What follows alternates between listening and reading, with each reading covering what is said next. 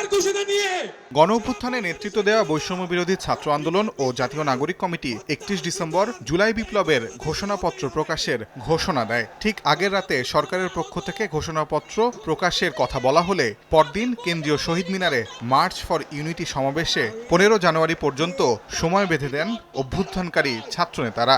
প্রশ্ন করছিলেন। রোববার সংবাদ সম্মেলনে প্রধান উপদেষ্টার প্রেস সচিব জানান, রাজনৈতিক দলগুলোর সঙ্গে আলোচনা করে কিছুদিনের মধ্যে ঘোষণাপত্র প্রকাশ করবে অন্তর্বর্তী সরকার, তবে নির্দিষ্ট কোনো তারিখ জানানো হয়নি। পলিটিক্যাল পার্টিগুলোর সাথেও কথাবার্তা হবে, তো সেই আলোকেই এটা একটা ড্রাফটিংটা হবে। আশা করছি যে আপনারা এই বিষয়ে সামনে আরো ডেভেলপমেন্ট দেখবেন। ভারত থেকে শেখ হাসিনাকে ফিরিয়ে বিচারের মুখোমুখি করাই সরকারের অগ্রাধিকার বলেও জানান প্রেস সচিব।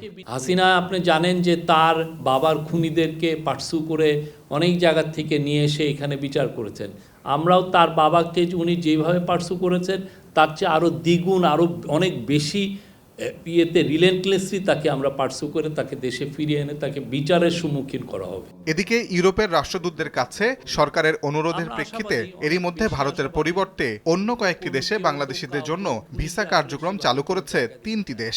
বুলগেরিয়া তাদের ভিসার বিষয় ইন্দোনেশিয়া এবং ভিয়েতনামে স্থানান্তর করার কথা আগেই জানিয়েছিল। রোমানিয়া, ভিয়েতনাম এবং থাইল্যান্ডে তাদের দূতাবাসে বাংলাদেশি ছাত্রদেরকে ভিসা দেওয়ার কথা জানিয়েছে। কাজাকিস্তান জানিয়েছে যে তারা ব্যাংকক থেকে বাংলাদেশি ছাত্রছাত্রীদেরকে ভিসা দেবে।